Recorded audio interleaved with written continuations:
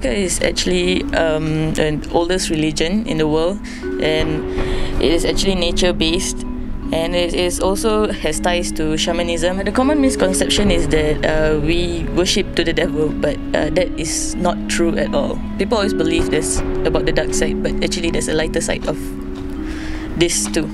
When people see the pentagram that I used to wear, people get scared of it because they believe that I worship the devil since they saw the pentagram. But people will start pointing and staring at me, you know, and some of them will even pull their kids away from me. I have never used a spell to harm anyone because it's not in my nature, or I think any Wiccan's nature, to actually use a spell to harm anyone, and also that we believe what goes around comes around.